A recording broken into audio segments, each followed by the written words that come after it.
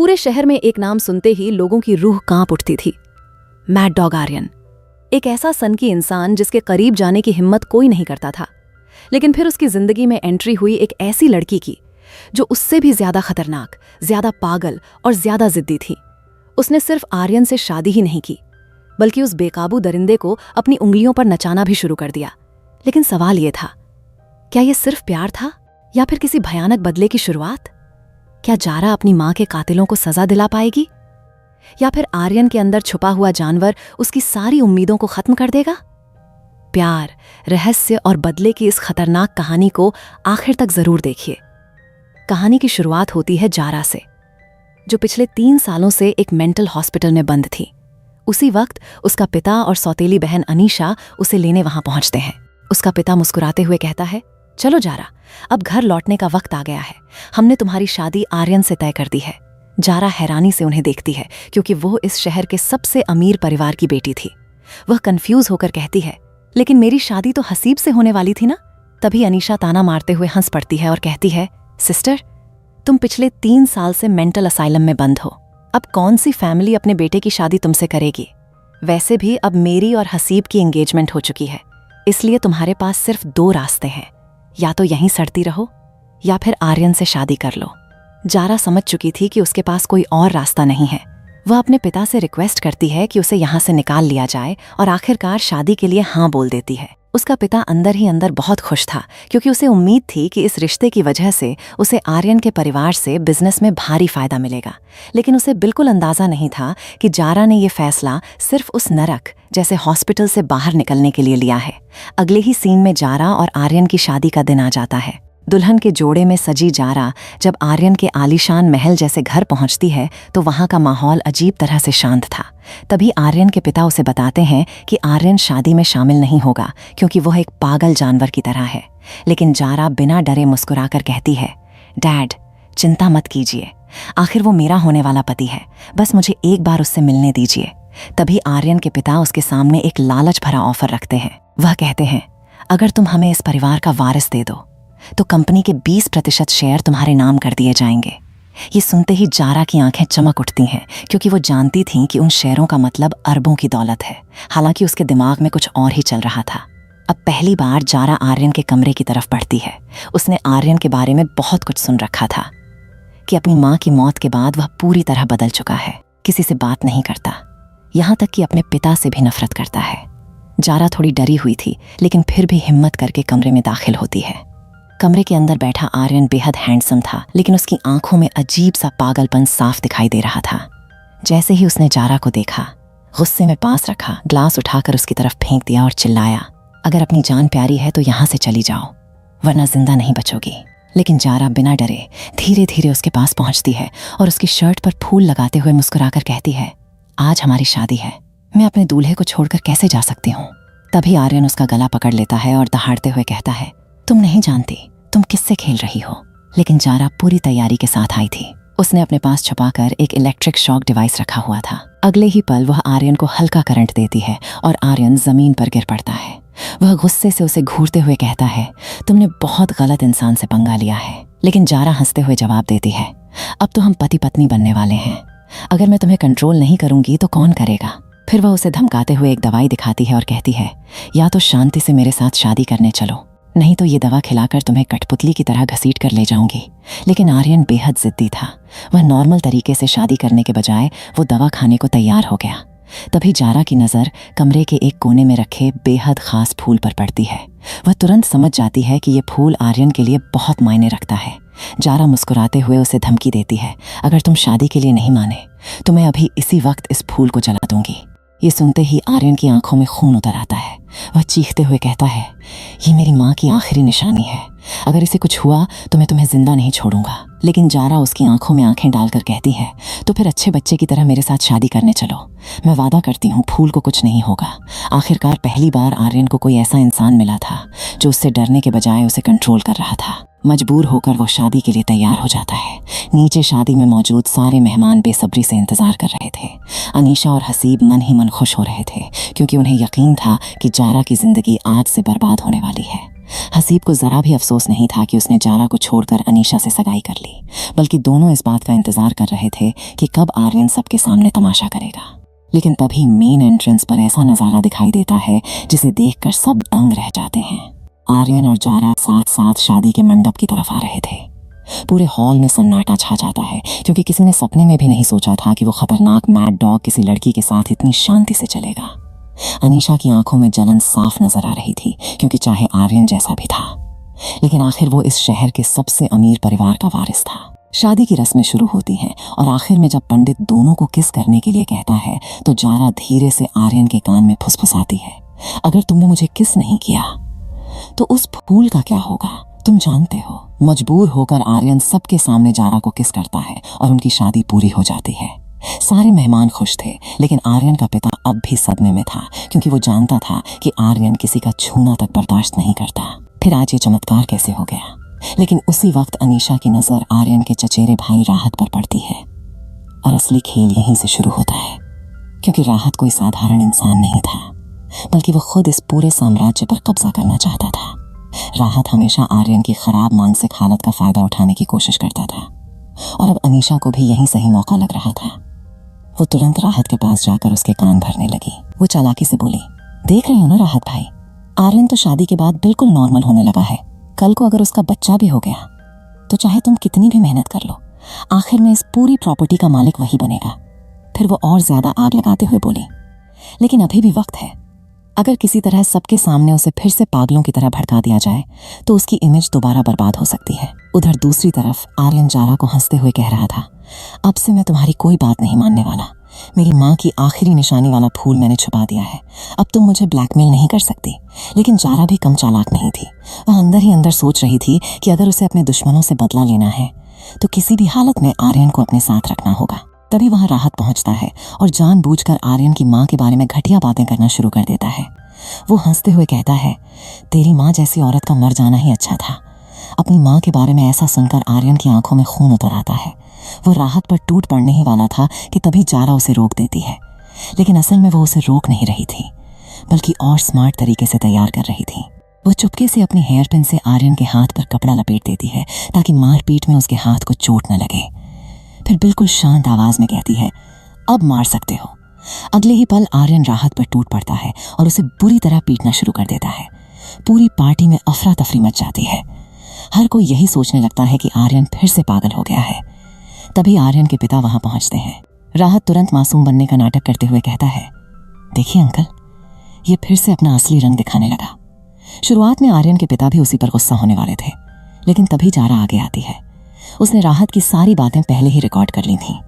वो सबके सामने रिकॉर्डिंग चलाती है जिसमें राहत आर्यन की माँ का अपमान कर रहा था।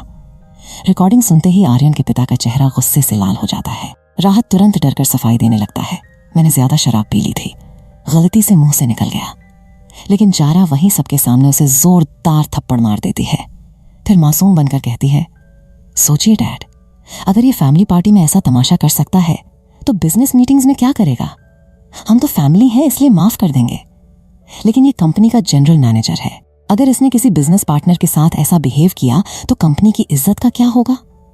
जारा बहुत अच्छे से जानती थी कि आर्यन के पिता को कैसे इमोशनली प्रभावित करना है। उसने इतनी चालाकी से राहत की इमेज खराब की कि आखिरकार आर्यन के पिता भी कह उठे, तुम बिल्कुल सही कह रही हो जारा, ऐसे गैर जिम्मेदार इंसान के हाथों में कंपनी का भविष्य सुरक्षित नहीं है। और उसी वक्त राहत को उसकी सजा मिल जाती है।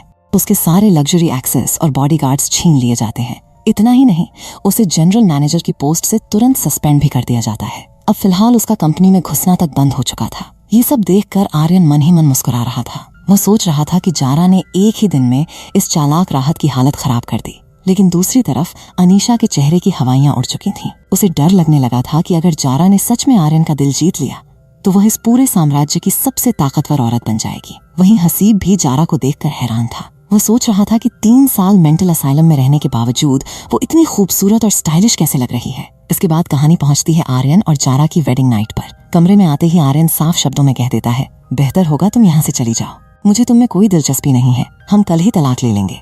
लेकिन जारा इतनी आसानी से हार मानने वालों में से नहीं थी। वो मुस्कुराकर कहती है, सुनो आर्यन, मैं तुम्हें तलाक नहीं देने वाली, चाहो तो मुझे मार सकते हो, वैसे भी तुम इतने हैंडसम हो कि तुम्हारे हाथों मरना भी बुरा नहीं लगेगा। इतना कहकर वो उसके साथ फ्लर्ट करना शुरू कर देती है। जारा धीरे धीरे महसूस करने लगी थी कि ये खतरनाक मैड डॉग अंदर से उतना डरावना नहीं है, बल्कि थोड़ा मासूम और अकेला इंसान है जिसे सिर्फ प्यार और समझ की जरूरत है। वो उसके करीब आने की कोशिश करती है और दोनों के बीच रोमांटिक माहौल बनने लगता है। लेकिन तभी सीन बदलता है और पता चलता है कि ये सब असल में आर्यन का सपना था। असलियत में तो सिर्फ एक छोटी सी किस के बाद ही वो घबरा गया था। नींद खुलते ही जारा उसे छेड़ते हुए कहती है, लगता है सपने में मेरे साथ काफी रोमांस चल रहा था, तभी मुझे बार बार दूर धकेल रहे थे। तुम तो कहते थे तुम्हें मुझ में कोई इंटरेस्ट नहीं, फिर इतने रोमांटिक सपने क्यों? आर्यन घबराकर तुरंत सफाई देता है, नहीं, ऐसा कुछ नहीं है। तभी जारा उसके पास जाकर उसके करीब बैठ जाती है और शरारती मुस्कान के साथ कहती है, लेकिन तुम्हारी बॉडी लैंग्वेज तो कुछ और ही कह रही है। दोनों के बीच माहौल धीरे धीरे और करीबियों भरा होने ही वाला था कि तभी नौकर आकर बताता है कि अनीशा जारा से मिलने आई है।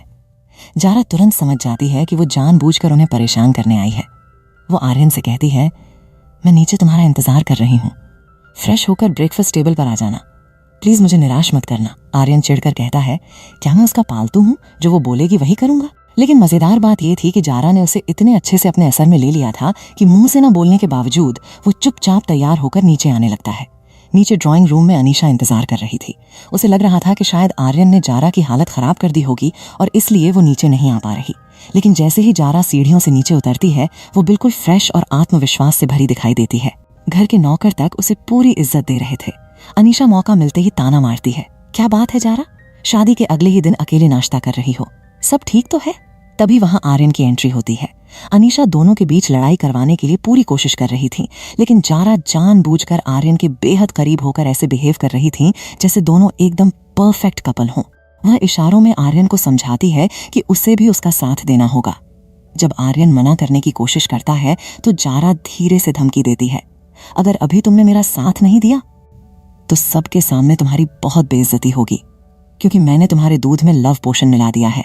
अपनी इज्जत बचाने के लिए बेचारा आर्यन मजबूरी में उसका साथ देने लगता है। और जब अनीशा खुद को जारा से ज्यादा खूबसूरत और टैलेंटेड साबित करने की कोशिश करती है, तब आर्यन खुद उसे डांट कर वहां से जाने के लिए कह देता है। इसके बाद आर्यन ने जारा को गुस्से में घूरते हुए सख्त चेतावनी दी, दोबारा मेरे साथ ऐसा गेम खेलने की कोशिश मत करना, वरना अंजाम अच्छा नहीं होगा। लेकिन जारा तो जैसे उसे छेड़ने में ही मजा ले रही थी। वह क्यूट सी मुस्कान के साथ बोली, तुम कितने भोले हो आर्यन, मैंने बस झूठ बोला था, कोई लव पोशन वोशन नहीं होता, और तुमने सच में उस बात पर भरोसा भी कर लिया। लगता है तुम्हें प्यार और रोमांस की दुनिया का बिल्कुल एक्सपीरियंस नहीं है। सच भी यही था। अपनी माँ की मौत के बाद आर्यन ने खुद को दुनिया से पूरी तरह अलग कर लिया था। लोगों से मिलना जुलना, रिश्ते बनाना, ये सब जैसे उसकी जिंदगी से खत्म हो चुका था। और शायद यही वजह थी कि जारा पहली लड़की थी जो उससे डरने के बजाय उसके सामने डट कर खड़ी थी। धीरे धीरे आर्यन के दिल में भी उसके लिए एक छोटा सा सॉफ्ट कॉर्नर बनने लगा था। हालांकि वो ऊपर से अभी भी अकड़ दिखाते हुए बोला, मैं तुम्हें कभी प्यार नहीं करूंगा। लेकिन जारा ने भी तुरंत चालाकी से जवाब दिया,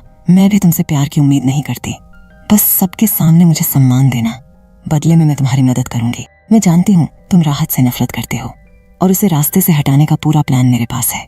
मगर आर्यन ने इस बात पर कोई जवाब नहीं दिया। बाद में जब वो अपने कमरे में अकेला बैठा था, उसके अंदर अजीब सी बेचैनी बढ़ने लगी। उसने बटलर से दवा मांगी। बटलर हैरान होकर बोला, सर, आपने तो कहा था कि दवा खाने से अच्छा लोगों को तकलीफ देना है, फिर आज खुद दवा क्यों ले रहे हैं? लेकिन आर्यन बहुत परेशान था। उसने बिना कुछ कहे दवा खा ली। थोड़ी देर बाद जारा वहां पहुंचती है और कहती है, कल हमें मेरे घर फैमिली मीट के लिए जाना है, तैयार रहना। हैरानी की बात यह थी कि आर्यन बिना बहस किए मान भी गया। यहाँ तक कि उसने बटलर को जारा के परिवार के लिए गिफ्ट खरीदने तक का ऑर्डर दे दिया। लेकिन तभी अचानक राहत का फोन आता है। फोन उठाते ही राहत बेहद डरावनी आवाज में कहता है, मुझे पता है तुम कहाँ हो और इस वक्त मैं तुम्हारी माँ की कब्र के सामने खड़ा हूँ। तुम जानते हो मैं क्या कर सकता हूँ?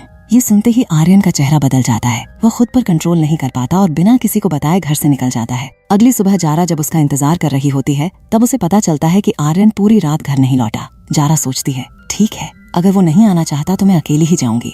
और फिर वह अकेली अपने पिता के घर पहुंचती है। लेकिन वहां पहुंचते ही वही होता है जिसका उसे डर था। उसका परिवार उसे इमोशनली ब्लैकमेल करना शुरू कर देता है। उसके पिता चाहते थे कि जारा किसी तरह आर्यन से उनकी कंपनी के लिए बड़ा बिजनेस कॉन्ट्रैक्ट साइन करवा दे। जब जारा साफ मना कर देती है तो वे लोग उसके साथ बदसलूकी करने लगते हैं। तभी अचानक दरवाजा खुलता है और आर्यन की धमाकेदार एंट्री होती है। उसे देखते ही पूरे घर का माहौल बदल जाता है, चाहे लोग उसे मैड डॉग कहते हो। लेकिन सच ये था कि वो इस शहर के सबसे ताकतवर परिवार का वारिस था।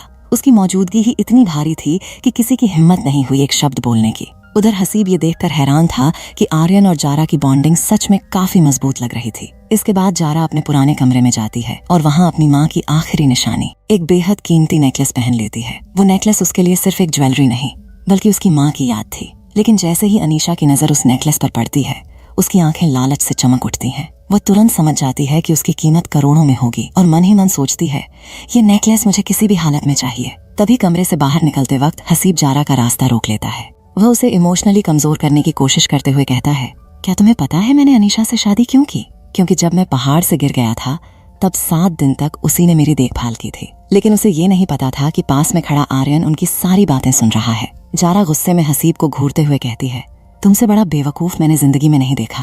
तुम्हारा ब्लड ग्रुप मेरे साथ मैच करता था। तुम्हें बचाने के लिए मैंने अपना खून दिया था। मैं 7 दिन तक दर्द में रही और तुम सोचते रहे कि अनीशा ने तुम्हारी सेवा की। फिर वो ठंडी आवाज में कहती है, लेकिन अब इन सब बातों का कोई मतलब नहीं। अब मैं आर्यन की पत्नी हूँ और उसके अलावा किसी के पास लौटने का सवाल ही नहीं उठता। हसीब उसे बहकाने की कोशिश करता है लेकिन जारा उसे अच्छी तरह जवाब दे देती है। तभी वहाँ आर्यन आ जाता है। उसे देखते ही हसीब की हालत खराब हो जाती है और वह तुरंत वहाँ से निकल जाता है। उसके जाने के बाद आर्यन जारा को छेड़ते हुए कहता है, तुम्हारा बॉयफ्रेंड्स चुनने का टेस्ट सच में बहुत खराब है। जारा भी मुस्कुराकर जवाब देती है, क्यों, तुम्हें जलन हो रही है क्या? फिर वह धीरे से कहती है, वैसे हसीब मेरा बॉयफ्रेंड नहीं था, बस मंगेतर था। मैंने सच में सोचा था उसके साथ मेरी जिंदगी अच्छी होगी, लेकिन वो इतना बड़ा धोखेबाज निकलेगा ये नहीं पता था। इसके बाद दोनों बाहर आते हैं जहां जारा का परिवार फिर से उनके रिश्ते का इस्तेमाल करके बिजनेस फायदा उठाने की कोशिश करता है। लेकिन इस बार आर्यन अपने दिमाग से ऐसा खेल चलता है कि सब उल्टा पड़ जाता है। वो जारा की माँ के कंपनी शेयर जो उसके परिवार ने हड़प लिए थे, दहेज के नाम पर वापस जारा के नाम करवाने के लिए मजबूर कर देता है। आर्यन के पावर और स्मार्टनेस के सामने आखिरकार सबको झुकना पड़ता है और जारा को उसकी माँ की खोई हुई संपत्ति वापस मिल जाती है।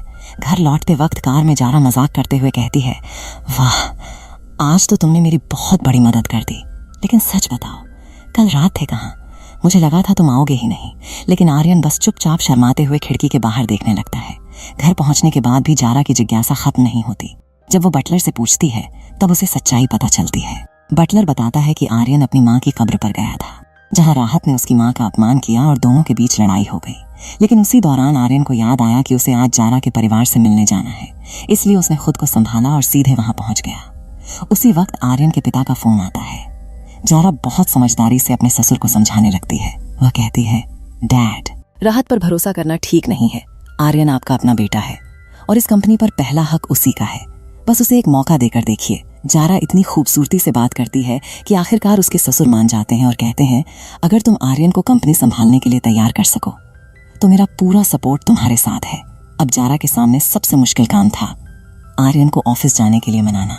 वह जानती थी कि यह काम आसानी से नहीं होगा। अगले दिन वह फाइलों का ढेर लेकर आर्यन के कमरे में पहुंचती है। उस वक्त आर्यन अपनी माँ के पसंदीदा पौधे की देखभाल कर रहा था। जारा पूरे आत्मविश्वास के साथ उसके पास जाकर कहती है, सुनो आर्यन, कल हम दोनों साथ में कंपनी जा रहे हैं। अब कोई बहाना नहीं चलेगा। लेकिन आर्यन झुंझला कर कहता है, तुम खुद को समझती क्या हो? मैं तुम्हारी कोई बात नहीं मानूंगा। ये सुनते ही जारा बिना कुछ कहे उसके बेहद करीब चली जाती है और उसे किस कर देती है। वह जानती थी कि आर्यन उसके इस अंदाज के सामने कमजोर पड़ जाता है। फिर वह धीरे से कहती है, मुझे पता है तुम्हें ये एहसास अच्छा लगता है और अगर तुम चाहते हो कि ये एहसास बना रहे तो तुम्हें ये फाइलें पढ़नी होंगी। अब तक आर्यन पूरी तरह जारा के असर में आ चुका था। वह चुपचाप बैठकर फाइलें पढ़ने लगता है। अगली सुबह जब आर्यन और जारा साथ में कंपनी पहुंचते हैं तो पूरा ऑफिस दंग रह जाता है। राहत उन्हें देखकर ताना मारता है, तुम लोग कभी मेरी जगह नहीं ले सकते। ये पागल हमेशा पागल ही रहेगा। आर्यन का गुस्सा भड़कने लगता है लेकिन जारा तुरंत उसे शांत करती है। वो समझाती है कि पहले शेयर होल्डर्स का भरोसा जीतना जरूरी है। इसके बाद दोनों मीटिंग रूम में पहुंचते हैं। यहाँ तक कि आर्यन के पिता को भी उम्मीद नहीं थी कि उनका बेटा सच में कंपनी आएगा। जब आर्यन अपना प्रोजेक्ट प्रेजेंट करता है तो सब लोग उसकी तारीफ करने लगते हैं।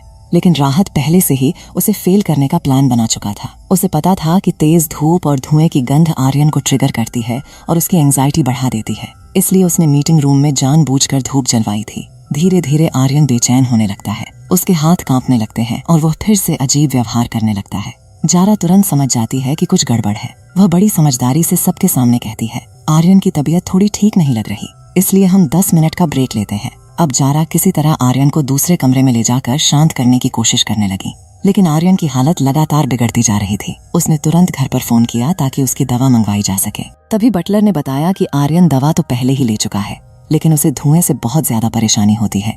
अब जाकर जारा को समझ आया कि असली खेल क्या था। राहत ने जानबूझकर वही कमजोरी इस्तेमाल की थी जो आर्यन को सबसे ज्यादा ट्रिगर करती थी।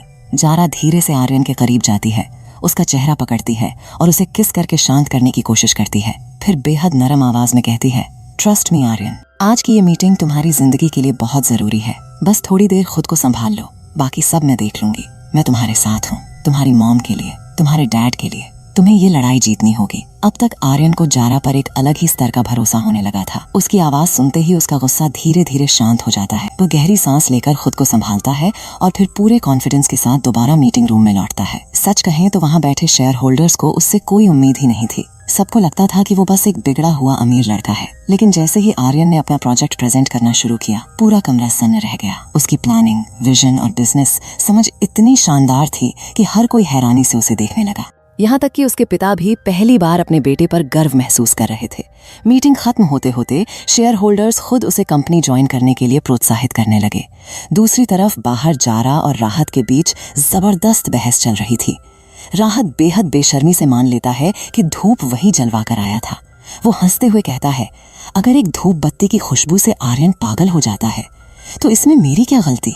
ये सुनते ही जारा का गुस्सा फट पड़ता है। वो तुरंत उसे जोरदार थप्पड़ मारती है और कहती है, तुझे शायद याद नहीं, मुझे लोगों की बातें रिकॉर्ड करने की बहुत बुरी आदत है। अगर ये रिकॉर्डिंग मैंने आर्यन के डैड को सुना दी तो वो तुझे इस घर से लात मारकर बाहर निकाल देंगे। पहली बार राहत सच में डर जाता है। तभी अंदर से जारा की आवाज सुनकर आर्यन बाहर आता है। वो देखता है कि राहत नीचे गिरा पड़ा है। राहत डर के मारे तुरंत झूठ बोल देता है कि वो खुद ही सीढ़ियों से गिर गया था। आर्यन के पिता उल्टा उसी को डांटने लगते हैं कि ऑफिस में तमाशा क्यों कर रहा है। जैसे ही उसके पिता वहां से जाते हैं, आर्यन अचानक राहत को जोर से धक्का देता है और ठंडी लेकिन खतरनाक आवाज में कहता है, मेरी पत्नी से दूर रहना। उसके बाद वो जारा की तरफ मुड़कर बहुत गंभीरता से कहता है, वो आदमी बिल्कुल अच्छा नहीं है, उसके आसपास भी मत जाना। लेकिन जारा फिर उसे छेड़ते हुए मुस्कुराती है, क्या बात है, तुम्हें जलन हो रही है? फिर वो धीरे से कहती है, मैं ये सब सिर्फ तुम्हें सपोर्ट करने के लिए कर रही हूँ। मीटिंग खत्म होने के बाद जब दोनों साथ घर लौट रहे थे तो उनकी बॉन्डिंग पहले से कहीं ज्यादा मजबूत लग रही थी। घर पहुंचते ही आर्यन आराम करने चला जाता है। थोड़ी देर बाद जारा उसके पास पहुंचती है और शरारती अंदाज में कहती है, तो अब हमें बेबी के बारे में सोचना चाहिए। आर्यन भी उसके करीब आने लगता है। दोनों के बीच रोमांटिक माहौल बनने लगता है। लेकिन अचानक वो रुक जाता है और थोड़ी झिझक के साथ कहता है, असल में मुझे आगे क्या करना होता है ये ठीक से नहीं पता। ये सुनकर जारा खुद हैरान रह जाती है। वो धीरे से बोलती है, सच कहूं मुझे भी नहीं पता। आर्यन चौंक कर कहता है, क्या तुम तो दिन भर मुझे ऐसे सिड्यूस करती रहती हो? तब जारा शर्माते हुए मानती है, अरे मुझे बस थ्योरी पता है, मैंने भी कभी किसी के साथ रोमांस नहीं किया। दोनों हंस पड़ते हैं और फैसला करते हैं कि वो इस रिश्ते में जल्दबाजी नहीं करेंगे, बल्कि एक दूसरे को थोड़ा और वक्त देंगे। इसके बाद जारा उसे ऑफिस की कुछ और फाइलें पढ़ने के लिए देती है। उधर जब आर्यन के पिता घर के नौकरों से सुनते हैं कि उनका बेटा और जारा एक खुशहाल कपल की तरह समय बिता रहे हैं तो वो बेहद खुश हो जाते हैं। उन्होंने कभी सपने में भी नहीं सोचा था कि उनका बेटा किसी लड़की के साथ इतने सामान्य तरीके से पेश आएगा। अगले दिन जारा आर्यन को एक बड़े बिजनेस पार्टनर से मिलने ले जाती है। अगर ये डील साइन हो जाती तो आर्यन के करियर के लिए बहुत बड़ा मौका साबित होती। लेकिन वहां मौजूद लोग आर्यन को गंभीरता से नहीं ले रहे थे। उन्होंने जानबूझकर दोनों को शराब पीने के लिए मजबूर करना शुरू कर दिया। यहाँ तक कि उन्होंने साफ कह दिया कि अगर वे ड्रिंक नहीं करेंगे तो मीटिंग खत्म समझी जाए। आर्यन वहां से उठकर जाना चाहता था, लेकिन जारा ने उसे रोक लिया। वह खुद लगातार ड्रिंक करती रही ताकि किसी तरह डील बच जाए। आखिरकार बिजनेसमैन लोग मजबूर होकर आर्यन की फाइल देखने लगे। लेकिन जैसे ही उन्होंने उसका प्लान पढ़ा, सबकी आंखें खुली की खुली रह गईं। उसका बिजनेस मॉडल इतना शानदार था कि सब दंग रह गए। उन्होंने तुरंत डील साइन कर दी। ये देखकर दूर खड़ा राहत जल भुनकर राख हो रहा था, क्योंकि वो खुद कभी इतना शानदार प्लान नहीं बना सकता था। उधर कार में जारा नशे की वजह से पूरी तरह आउट ऑफ कंट्रोल हो चुकी थी। आर्यन किसी तरह उसे संभालने की कोशिश करता है, लेकिन उसकी हालत बिगड़ती जाती है। घबराकर आर्यन उसे अस्पताल में भर्ती करवा देता है। कुछ देर बाद जब जारा को होश आता है तो वह खुद को हॉस्पिटल बेड पर पाती है। सामने आर्यन के पिता खड़े थे। जारा सबसे पहले आर्यन के बारे में पूछती है।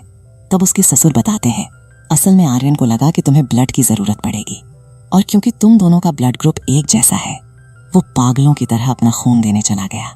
ये सुनकर जारा अंदर ही अंदर मुस्कुरा देती है, क्योंकि उसे सिर्फ गैस्ट्रिक पेन हुआ था। ब्लड की तो कोई जरूरत ही नहीं थी। तभी उसे पता चलता है कि अनीशा उससे मिलने आई है।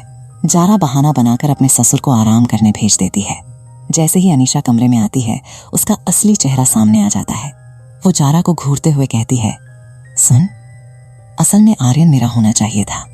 अगर तू चाहे तो अभी भी अपनी जगह बदल सकती है। जारा हंसते हुए जवाब देती है, तुझमें उस पागल आदमी से शादी करने की हिम्मत ही नहीं थी, इसलिए मुझे बलि का बकरा बनाया था। लेकिन उन्हें क्या पता था कि दरवाजे के पीछे खड़ा आर्यन उनकी सारी बातें सुन रहा था। अनीशा तुरंत ये समझ जाती है और जानबूझकर जारा को उकसाने के लिए पूछती है, मतलब अगर मौका मिले तो तू आज भी ये शादी तोड़ देगी? जारा सिर्फ अनीशा को चिढ़ाने के लिए कह देती है, हाँ बिल्कुल। लेकिन उसे अंदाजा नहीं था कि ये बात सुनकर आर्यन अंदर से कितना टूट जाएगा। अनीशा के जाने के बाद आर्यन कमरे में आता है और बेहद ठंडी आवाज में पूछता है, तो तुम्हें मुझसे शादी करने का पछतावा है? जारा कुछ समझा पाती उससे पहले ही वो गुस्से में वहां से चला जाता है। अब जारा को एहसास होता है कि उससे बहुत बड़ी गलती हो गई। वो तुरंत उसे मनाने के लिए घर जाती है, लेकिन पता चलता है कि आर्यन ऑफिस में है। जारा तुरंत कंपनी पहुंचती है और वहां आर्यन का बिल्कुल अलग रूप देखती है। अब वो पहले वाला टूटा हुआ लड़का नहीं था, बल्कि एक बेहद ताकतवर बिजनेसमैन की तरह पूरी कंपनी संभाल रहा था। कुछ शेयर होल्डर्स कंपनी की सीक्रेट जानकारी बाहर लीक कर रहे थे। उन्हें लगा था कि आर्यन कुछ नहीं समझेगा, लेकिन उसने उन्हें रंगे हाथों पकड़ लिया और तुरंत नौकरी से निकाल दिया। इतना ही नहीं, उसने सबको चेतावनी दी कि अगली बार किसी ने गद्दारी की तो सीधे जेल भेज दिया जाएगा। इसके बाद वो जारा को अपने कैबिन में ले जाता है। जारा उसके बेहद करीब जाकर उसे मनाने की कोशिश करती है। वो कहती है, आर्यन, मैं तुम्हें कभी छोड़कर नहीं जाऊंगी। जिंदगी में 1000 मौके भी मिले ना, तब भी मैं सिर्फ तुम्हें ही चुनूंगी। वो सब मैंने सिर्फ अनीशा को जलाने के लिए कहा था। और क्योंकि आर्यन अब तक उससे पूरी तरह प्यार करने लगा था, इसलिए वो जल्दी ही पिघल जाता है और उसे माफ कर देता है। लेकिन जारा के जाने के बाद आर्यन अपने पर्सनल असिस्टेंट को उसके अतीत की पूरी जांच करने का आदेश देता है। थोड़ी देर बाद उसके पिता उससे मिलने आते हैं। वो चाहते थे कि अब आर्यन पूरी कंपनी संभाले, लेकिन पिता और बेटे के रिश्ते में अब भी दूरी थी। आर्यन गुस्से में कहता है, आपको लगता है मैं आपके लिए यहाँ आया हूँ? नहीं, मैं सिर्फ अपनी माँ के लिए इस कंपनी में वापस आया हूँ। इस कंपनी में उनका खून पसीना लगा है। दोनों के बीच बहस होने लगती है। ये देखकर जारा सोचती है कि उसे किसी भी तरह इन दोनों के बीच की दूरी खत्म करनी होगी। उसी दौरान आर्यन को जारा की पूरी सच्चाई पता चलती है। उसे पता चलता है कि उसके परिवार ने सिर्फ अपने फायदे और अनीशा हसीब की शादी करवाने के लिए जारा को 3 साल तक मेंटल असाइलम में बंद रखा था। यहाँ तक कि असली मंगेतर भी जारा थी, लेकिन क्योंकि अनीशा उनकी लाडली बेटी थी, इसलिए उन्होंने सब कुछ उससे छीन लिया। ये सब जानकर आर्यन का खून खौल उठता है, लेकिन साथ ही उसे जारा के लिए बेहद दर्द भी महसूस होता है। अब वो हर हाल में उसे प्रोटेक्ट करना चाहता था। वहीं दूसरी तरफ जारा आर्यन के डैड से बात करने पहुंचती है। जारा लगातार आर्यन के पिता को समझाने की कोशिश कर रही थी कि उन्हें अपने बेटे के साथ ज्यादा समय बिताना चाहिए। वो शांत आवाज में कहती है, आंटी के जाने के बाद आर्यन पूरी तरह अकेला पड़ गया था। उस वक्त उसे अपने पिता की सबसे ज्यादा जरूरत थी, लेकिन आप कंपनी में इतने बिजी थे कि उसे कभी वो प्यार और समय नहीं मिला। शायद इसी वजह से आज वो आपसे इतनी नफरत करता है। शुरुआत में उसके ससुर थोड़ा झिझक रहे थे, लेकिन तभी आर्यन का फोन आता है। वो पहली बार खुद कहता है कि वो पूरी कंपनी की जिम्मेदारी लेना चाहता है।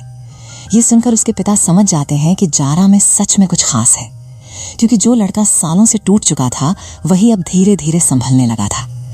आखिरकार वे जारा की बात मान लेते हैं। उधर जब जारा ऑफिस से बाहर निकल रही थी, तभी उसका पिता और अनीशा वहां पहुंच जाते हैं। दोनों मिलकर फिर से उस पर दबाव डालने लगते हैं कि वो किसी तरह आर्यन से उनके बिजनेस कॉन्ट्रैक्ट पर साइन करवा दे। लेकिन इस बार जारा पहले वाली कमजोर लड़की नहीं थी। वो पूरे आत्मविश्वास के साथ जवाब देती है, अगर कॉन्ट्रैक्ट सच में अच्छा होगा तो आर्यन खुद साइन करेगा, मुझे बीच में डालने की जरूरत नहीं है। तभी वहां आर्यन की एंट्री होती है और वो सीधे जारा के पास आकर खड़ा हो जाता है। अब जबकि उसे पता चल चुका था कि जारा के परिवार ने उसके साथ कितना अत्याचार किया है, वो किसी भी हालत में उनकी मदद करने को तैयार नहीं था। बाद में मीटिंग रूम में शेयर होल्डर्स कॉन्ट्रैक्ट को फायदेमंद बताते हैं, लेकिन आर्यन साफ मना कर देता है। जारा के लिए उसका यूं स्टैंड लेना देखकर जारा के दिल में उसके लिए और इज्जत बढ़ जाती है। उसे महसूस होता है कि अब आर्यन सच में उससे प्यार और सम्मान करने लगा है। लेकिन दूसरी तरफ जारा का पिता बदले की आग में जल रहा था। अनीशा के कहने पर वह तुरंत आर्यन के पिता को फोन करता है और चालाकी से बता देता है कि जारा 3 साल तक मेंटल असाइलम में रह चुकी है। उनका प्लान साफ था। वे चाहते थे कि ये सच्चाई सुनकर आर्यन के पिता जारा को घर से निकाल दें, ताकि फिर से अनीशा और आर्यन की शादी का रास्ता खुल जाए। जब आर्यन के पिता ये बात जानने के बाद दोनों से मिलने आते हैं, तो आर्यन तुरंत प्रोटेक्टिव मोड में आ जाता है। उसे लगता है कि शायद उसके पिता जारा को घर से निकालने वाले हैं। वह जारा के सामने खड़ा होकर कहता है, डैड, आपका बेटा भी किसी पागल से कम नहीं है। अगर जारा मेरी जिंदगी में नहीं आती तो मैं कभी खुद को संभाल नहीं पाता। मैं उसे कभी नहीं छोड़ूंगा। लेकिन उसकी बात सुनकर उसके पिता हल्का सा मुस्कुरा देते हैं और कहते हैं, तुम सच में पागल हो। मैं यहाँ जारा को अलग करने नहीं आया, बल्कि उसका अतीत सुनकर मुझे उसके लिए बहुत दुख हुआ। मैं जानता हूँ उसका परिवार उससे प्यार नहीं करता। इतना कहकर वो जारा को ढेर सारे पैसे और सपोर्ट देते हैं और उसे अपनी बेटी की तरह अपनाते हैं। इतना ही नहीं, वे दोनों को कुछ दिनों के लिए बाहर घूमने जाने का भी कहते हैं ताकि उनका रिश्ता और मजबूत हो सके। तब जाकर आर्यन को एहसास होता है कि उसने बेवजह ओवर रिएक्ट कर दिया था। जारा अपने ससुर को दिल से धन्यवाद कहती है और अगले ही दिन दोनों ट्रिप पर निकल जाते हैं। लेकिन किस्मत को शायद चैन मंजूर नहीं था। जिस होटल में दोनों ठहरे थे वहीं उनकी मुलाकात हसीब और अनीशा से हो जाती है। अनीशा जानबूझकर ऐसा दिखावा कर रही थी जैसे वो हसीब के साथ प्री वेडिंग हनीमून मनाने आई हो। वहीं हसीब अब भी यही सोच रहा था कि जारा उससे प्यार करती है और उसने सिर्फ उसे जलाने के लिए आर्यन से शादी की है। मौका मिलते ही वो जारा को अकेले में रोक लेता है और कहता है, अब मुझे सारी सच्चाई पता चल गई है। अगर तुम आर्यन को तलाक देकर मेरे पास वापस आ जाओ तो मैं सब भूलकर तुमसे शादी कर लूंगा। उसकी बात सुनकर जारा पहले जोर से हंस पड़ती है, फिर तिरस्कार भरी नजरों से कहती है, तुम सच में पागल हो गए हो। ज्यादा दिक्कत है तो जाकर उसी मेंटल असाइलम में इलाज करवाओ जहां मुझे भेजा था। अब रास्ते से हटो। इतना कहकर वह सीधे आर्यन के साथ अपने कमरे में चली जाती है। दूसरी तरफ हसीब और अनीशा के बीच जबरदस्त लड़ाई शुरू हो जाती है। अनीशा चिल्लाकर पूछती है, मेरे साथ सगाई करने के बाद भी तुम अब तक जारा के बारे में कैसे सोच सकते हो? तब हसीब पहली बार उसके मुंह पर सच बोल देता है, तुम क्या सोचती हो, मुझे कुछ पता नहीं। मेरी जान जारा ने बचाई थी, तुमने नहीं। तुमने बस 3 साल तक झूठ बोला। उधर कमरे में लौटने के बाद आर्यन थोड़ा चुप और जलन से भरा बैठा था। जारा उसे मनाने के लिए रोमांटिक अंदाज अपनाती है और दोनों एक दूसरे के साथ प्यारे पल बिताने लगते हैं। लेकिन उसी समय बाहर अनीशा एक गंदी चाल चल रही थी। उसने वेटर के जरिए ड्रिंक्स में दवा मिलाकर हसीब के कमरे में भेजने का प्लान बनाया ताकि वह उसे अपने करीब ला सके। लेकिन किस्मत का खेल देखिए, वो ड्रिंक गलती से आर्यन और जारा के कमरे में पहुंच जाती है। आर्यन बिना कुछ सोचे वो ड्रिंक पी लेता है। कुछ ही देर में दवा असर दिखाने लगती है और आर्यन खुद पर कंट्रोल खोने लगता है। लेकिन वह जारा को किसी भी तरह चोट नहीं पहुंचाना चाहता था, इसलिए खुद को शांत करने के लिए वह ठंडे स्विमिंग पूल में उतर जाता है। उधर अनीशा जब देखती है कि हसीब पर दवा का कोई असर नहीं हुआ, तब उसे पता चलता है कि ड्रिंक गलत कमरे में चली गई थी। ये जानकर हसीब भी जल उठता है। गुस्से में वह बची हुई दवा खुद पी लेता है और फिर नशे की हालत में सीधे जारा के कमरे में पहुंच जाता है। अचानक उसे कमरे में देखकर जारा चौंक जाती है और तुरंत बाहर जाने को कहती है। लेकिन हसीब लड़खड़ाती आवाज में कहता है, अनीशा ने मुझे भी वही दवा दी है जो आर्यन ने पी थी। अगर तुमने मेरी मदद नहीं की तो मेरी हालत खराब हो जाएगी। जारा गुस्से में उसे धक्का देकर बाहर निकाल देती है और दरवाजा बंद करते हुए कहती है, तुम्हारी मंगेतर अनीशा है, उसी के पास जाओ, यहाँ आने की जरूरत नहीं। इसके बाद वो जल्दी से पूल के पास जाती है जहां आर्यन खुद को संभालने की कोशिश कर रहा था। अब उसे पूरी सच्चाई समझ आ चुकी थी कि आर्यन ऐसा व्यवहार क्यों कर रहा था। उस रात दोनों एक दूसरे के और करीब आ जाते हैं क्योंकि अब उनके बीच सिर्फ मजबूरी नहीं बल्कि भरोसा और प्यार भी था। अगली सुबह जारा काफी थकी हुई लग रही थी। तभी आर्यन उसे छेड़ते हुए मुस्कुराकर कहता है, जो भी कहो, मेरी थ्योरी वाली नॉलेज आखिर काम आ ही गई। दोनों की प्यारी नोकझोंक चल ही रही थी कि अचानक एक फोन कॉल सब बदल देता है। खबर मिलती है कि आर्यन के पिता को अस्पताल में भर्ती कराया गया है। दोनों तुरंत अस्पताल पहुंचते हैं, लेकिन आर्यन अब भी अपने पिता से मिलने के लिए तैयार नहीं था क्योंकि उसके दिल में अब तक यही था कि उसकी माँ की मौत के लिए उसके पिता जिम्मेदार है। जारा उसे समझाती है। वह अपनी माँ के संघर्षों की कहानी सुनाकर कहती है कि नफरत इंसान को सिर्फ तोड़ती है। उसकी बातें सुनकर आखिरकार आर्यन थोड़ा नरम पड़ता है और अपने पिता के कमरे में जाने को तैयार हो जाता है। अंदर डॉक्टर बताते हैं कि उसके पिता को हार्ट अटैक आया है और हालत काफी गंभीर है। लेकिन डॉक्टर की बात सुनते ही आर्यन समझ जाता है कि यह साधारण हार्ट अटैक नहीं है। जरूर किसी ने उन्हें कुछ ऐसा दिया है जो जहर की तरह काम कर रहा है। और उसके दिमाग में सबसे पहला नाम आता है, राहत। वह जारा से अपने पिता के पास रुकने को कहता है और खुद गुस्से से भरा सीधा कंपनी पहुंच जाता है। उधर कंपनी में राहत पहले ही जश्न मनाना शुरू कर चुका था। वह शेयर होल्डर्स से कह रहा था कि अब आर्यन का पिता कभी वापस नहीं आएगा और वही कंपनी का नया CEO बनने वाला है। लेकिन तभी दरवाजा जोर से खुलता है और आर्यन तूफान की तरह अंदर आता है। राहत कुछ समझ पाता उससे पहले ही आर्यन उस पर टूट पड़ता है। कुछ ही सेकंड में उसकी सारी अकड़ निकल जाती है। आखिरकार पुलिस के सामने राहत रोते हुए कबूल कर लेता है कि उसी ने आर्यन के पिता के खाने में वो दवा मिलाई थी जिससे उन्हें हार्ट अटैक आया। असल में जारा पहले से ही बहुत स्मार्ट तरीके से पुलिस को साथ लेकर तैयार थी, इसलिए राहत की पूरी कबूलियत सीधे पुलिस के सामने हुई और अगले ही पल पुलिस उसे हथकड़ी पहनाकर जेल ले गई। अब राहत की जगह हमेशा के लिए सलाखों के पीछे तय हो चुकी थी। इसके बाद जारा और आर्यन तुरंत अस्पताल पहुंचते हैं। वहां आर्यन के पिता को आखिरकार होश आ चुका था। अपने बेटे को सामने देखकर उनकी आंखें भर आती हैं। तभी जारा हिम्मत करके आर्यन की मां के पुराने कार एक्सीडेंट के बारे में पूछती है। आर्यन के पिता कांपती आवाज में वो सच बताते हैं जिसने सालों से सबकी जिंदगी बदल रखी थी। एक्सीडेंट के समय दोनों कार में फंसे हुए थे। उन्होंने अपनी पत्नी को पहले बचाने की कोशिश की थी, लेकिन आर्यन की मां अपने पति और बेटे से इतना प्यार करती थी कि उनकी आखिरी इच्छा सिर्फ यही थी कि पहले छोटे आर्यन को बचाया जाए। मजबूरी में आर्यन के पिता किसी तरह बच्चे को लेकर कार से बाहर निकल पाए और कुछ ही सेकंड बाद पूरी कार धमाके से उड़ गई। वह चाहकर भी अपनी पत्नी को नहीं बचा सके। उसी दिन से वह खुद को दोष देते हुए जी रहे थे। उन्होंने अपनी पत्नी से इतना प्यार किया था कि दोबारा शादी तक नहीं की। इतने सालों से आर्यन सोचता रहा कि उसके पिता उसकी मां की मौत के जिम्मेदार हैं, लेकिन आज सच जानकर उसकी पूरी दुनिया बदल जाती है। वह अपने पिता का हाथ पकड़कर फूट फूट कर रो पड़ता है।